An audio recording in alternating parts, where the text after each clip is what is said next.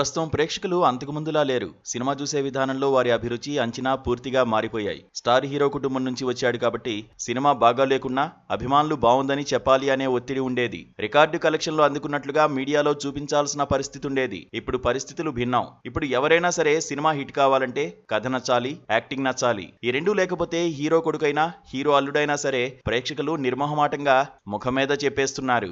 ఘట్టమనేని ఇంటి అల్లుడుగా super star Mahesh Babu బామ్మర్ది అనే ట్యాగ్ లైన్ తో సుధీర్ బాబు తెలుగు తెరకు పరిచయం అయ్యాడు. సినీ పరిశ్రమకు ఎంట్రీ ఇవ్వడానికి నెపోటిజం అనేది కొంతవరకు ఉపయోగపడింది అనడంలో సందేహం లేదు. అయితే సినీ రంగంలో నిలబడ్డానికి మరియు విజయాలు అందుకోవడానికి మాత్రం ఈ బంధుత్వం ఏమాత్రం పనికిరాదు. తెరపై సుధీర్ బాబు విజయాలు కేవలం అతడు ఎంచుకున్న కథల మీదనే ఆధారపడి ఉన్నాయి. శివ మనసులో శృతి, ప్రేమ కథా చిత్రం, సమ్మోహనం లాంటి సినిమాలే అందుకు నిదర్శనం. అయితే సుధీర్ జయాపజయాలను పక్కన పెట్టి వరుస సినిమాలు చేసుకుంటూ వచ్చాడు. కానీ కొద్దిగా ఆలోచించి ఆచితూచి అడుగులు వేసి ఉంటే బాగుండేది అనేది ఇండస్ట్రీ వర్గాల సలహా. కథలో దమ్ముంటే హీరో ఎవరు, ఎలా ఉన్నాడు, ఎలా చేశాడు అనేది పట్టించుకోవడమే మానేశారు అభిమానులు. హీరో 6 అడుగులు ఉన్నాడా, 6 పలకల శరీరం చూపించాడా అని ఆలోచించే జనరేషన్ కాదిది. కానీ సుధీర్ ఇంకా ఆ మైండ్ సెట్ లోనే ఉన్నాడని అనిపిస్తోంది. గత కొంతకాలంగా పరాజయాలతోనే కాలం గడిపేస్తూ వస్తున్నాడు సుధీర్. ఏడాదికి 2 సినిమాలు రిలీజ్ చేసుకుంటూ వస్తున్నా విజయం మాత్రం దక్కడం లేదు. గతేడాది హరోం హరా, మా నాన్న సూపర్ హీరో అంటూ వచ్చాడు.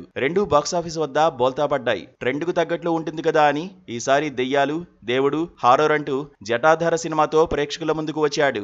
జటాధార ట్రైలర్ చూసి ధనపిశాచి, బాలీవుడ్ బ్యూటీ సోనాక్షి సిన్హా టాలీవుడ్ ఎంట్రీ, మహేష్ మరుదులు శిల్పా శిరోద్కర్ కీలక పాత్రలో నటించడం ఇవన్నీ సినిమాకు ప్లస్ పాయింట్ అవుతాయని అనుకున్నారు. కానీ సినిమాలో కథే లేకపోతే ఎంతమంది ఉండి ఏం ప్రయోజనం అని సినిమా చూసిన నెటిజన్స్ మాట్లాడుకుంటున్నారు. అసలు ఎలా ఈ సినిమా సెట్స్ మీదకు వెళ్ళింది, ఎలా ఫినిష్ చేశారు, ఒక్కసారైనా సినిమా ఫినిష్ అయ్యాక చూసుకోవాల్సిందని చెప్పుకొస్తున్నారు.